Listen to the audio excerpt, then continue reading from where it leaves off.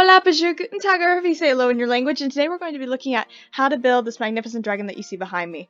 Now, please note that I will not be showing you a block-by-block tutorial, but instead I will be showing you the ideas that I have when I'm building these dragons, and what would I recommend that you do when you're trying to build this dragon. Now, let's get right into it. Alright, so first up, let's look at the wing structure. Now, the dragon wings are very similar to bat wings or bird wings, which are also very similar to our own arm. For example, I have color-coded the different bones in the wing. The first one, this is the upper arm. Color-coded by spruce, we have the forearm, and the oak represents the fingers. Now, when flying, a bat's wings are fully extended and their fingers are outstretched in order to provide the most lift in flight. This is very important when trying to discover how you want the wings to be shaped. The bigger the wings, the better it looks. The smaller wings, it tends to look a little off balance. And next up, we have the body shape. Now, this was a little hard to demonstrate, so this is a cross section of what the dragon would look like. So over here would be the head, the tail would be that way. Now, this is going to represent this bone right here. And the top part is just going to be the spine. So imagine the acacia wood color is the spine, and the under is like kind of where the chest cavity would be. Now, in birds, there is a special collection of muscles that allow for their wings to flap hard enough in order to generate lift. This is something I usually put when building dragons, and it helps it make it a little bit more realistic. The wing structure is important. It determines how the wind is catching the wings and ultimately how realistic it looks. For example, you can see here the blue wool represents the webbing in between the fingers. You can see that it's not a straight line. Now, this is important because if it was a straight line, it wouldn't make much sense, and it would look like the dragon's trying to spread its fingers out farther than maybe is possible, and it wouldn't look like an effortless flight, if that makes sense. And then if we come all the way over here, something you want to take into account is where's the dragon coming from and where's it going. It helps create like a sense of realism into your build. So you can see here which direction the arrow is clearly going, partly because there's an arrow, but let's not focus on that. Let's focus on the curvature of the arrow. You can clearly tell it was coming from this corner over here and is going to that corner over there. How can you tell? Because of the curvature of the line. Our next point is that stairs and slabs are your friends. They will be your best friends in building any type of organic structure. And you want to use the slabs and stairs to your advantage in that it helps kind of shape the dragon a bit more than if it were just like a block on a block on a block. And we can see that example over here in our own dragon, in that I used tons of stairs and slabs in order to get the dragon to look the shape that I wanted it to look. And here we come to our final point. Please note that this will take much time and a lot of practice. This kind of thing just takes time. It's really hard to build organics, and it's something that you just have to practice. Now let's see an example of how I built the forest dragon right over there.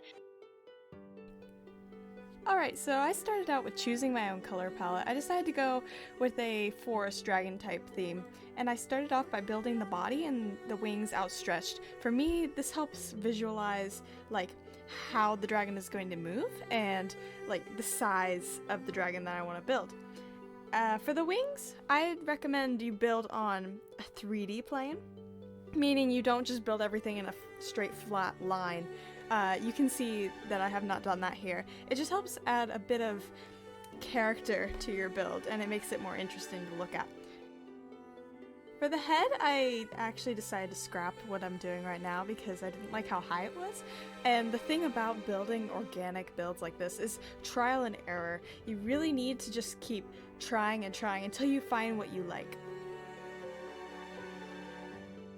So here I'm building the tail. You can see that I decided to make it look like it was swooping in from the left, and this tail reflects that. You can also see that I've been using a lot of stairs and slabs throughout this dragon build because it just adds a new layer of depth into your build. You can also see that I use the stairs and slabs in the horns in order to make them look a little bit better, especially since I'm building such a small dragon.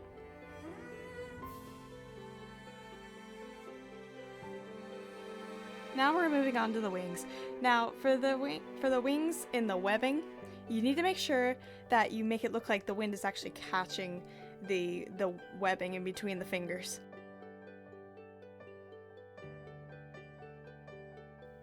When shaping the wings, both sides don't have to be exactly the same, but they should be at least similar, if nothing else. And you can see here, I just keep trying new things, and I ended up deciding to make a tail on my dragon.